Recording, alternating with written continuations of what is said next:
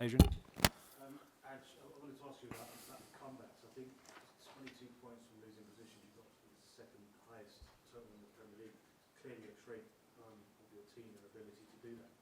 I wondered, how did you instill the qualities that are required to do that in this group of players?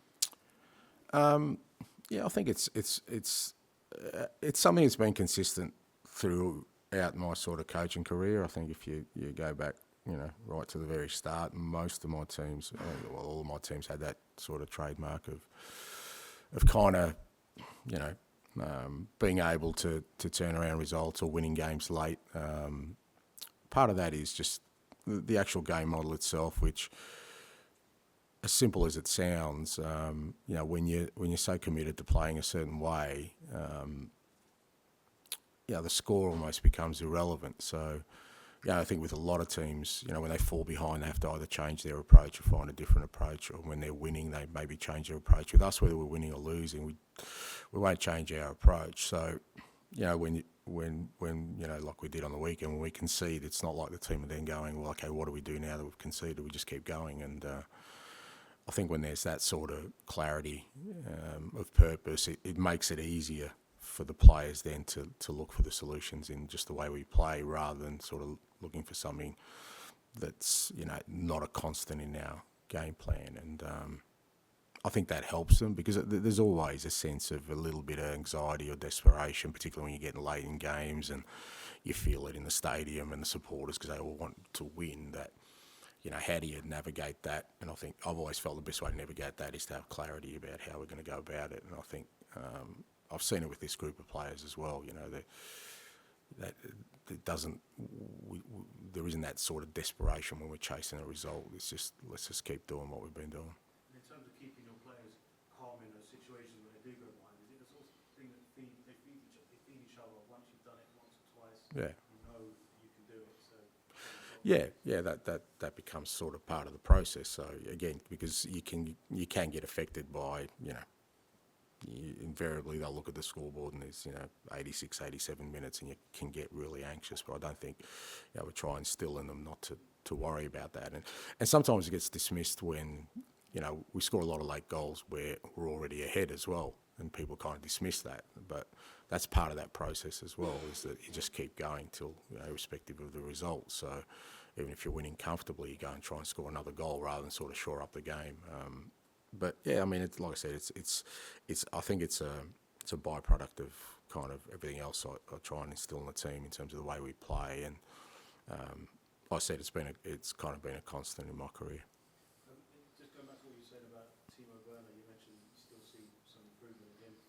I think you touched on maybe it might be as he gets used to what you do here, but is there sort of an individual improvement you're trying to get out of him as well? And when it's a loan spell after the season, how do you sort of work on the individual element? Yeah, because I mean, we probably play a little bit differently. Obviously, he's always played in a kind of fairly. Certainly at Leipzig and earlier in his career in teams that were fairly aggressive anyway, and he's played in those wide areas. But there are sort of some more distinct things we do in terms of our wide players, but also just him getting used to the intensity of the way we train and the intensity in which we play. I think probably from a physical perspective, that's been his biggest sort of adjustment. And it's like all the other players we've sort of signed, it takes them a little while. Apart from the guys who came in right at the start of pre-season, even for somebody like Brennan, it's taken them a while to really get to that physical standpoint where they can, training they feel like they're getting stronger at training, and then that transfers to games. But like I said, it's a small window. But I think I've said before, even when I signed him, but I've done it with loan players before. I don't look at it as a 6-month deal. You kind of treat them like everyone else, and hopefully get improvement over a longer period.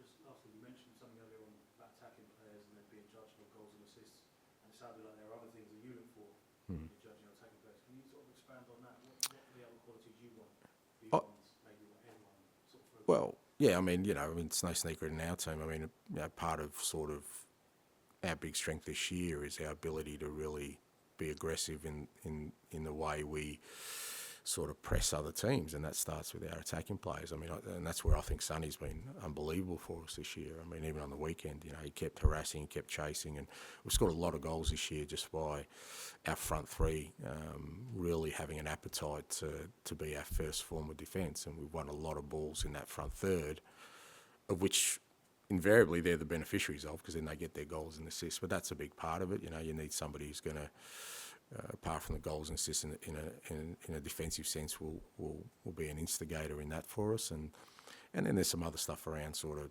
some structural stuff that, it takes a little bit of getting used to, whether your player's a wide player or a central player. And, there's some finer details in there where, it can help us as a team, both in our build-up, how you can contribute to our build-up, and then also, like I said, in a defensive sense. So all those things. Look, there's no doubt you're playing the front third, you've got to score goals and make goals as well. That's still a big measure, obviously, for me as well. But, you need all these other things as well. George? You always look so calm on the touchline. Is that how you feel inside? And if it is that sort of based on the evidence, I guess, of this season, that you look at game Brighton down, as where you've seen the team score the goals, so you know the process? Well, no, not just this season. As I said before, it's 26 years of it, so you kind of know. And, I think if I want the players to be sort of clear-headed in that moment, it won't help if I'm jumping around and screaming my head off, It doesn't really... And it's not me anyway. I mean, it doesn't mean I don't internally, feel the anxiety and all those kind of things. But I've learnt that, as I said, over the course of my career, that in those moments, because I still, may be needed in those moments. We scored and we made a substitution straight away. I put Pierre on. So if I'm kind of running down the touchline just thinking we've scored and we've won, then I don't think I'm helping the team, But that doesn't mean internally I'm not running. Probably help me if I did it physically as well. But I think, again, my role in that point of time, and again, it's just me. It's not. I think this is the way it should be. It's just me as a person. It's the best way I can deal with sort of what's happening, and I think that helps. And my role in that moment is try and help the players.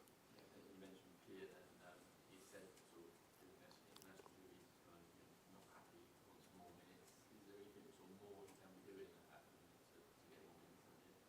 No, he's doing all he can. I think he mentioned he's training well and he's presenting himself, and he's not happy. He hasn't played enough.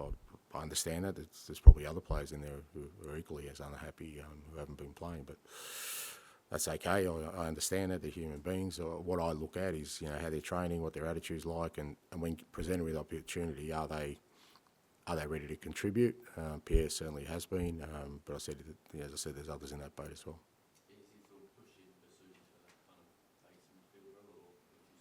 They're all pushing each other, mate. There's no individual competitions in there. It's about like I said, what I see every day, what I see during game time, and always makes these decisions with the ultimate sort of backdrop of what's going to be best for the team.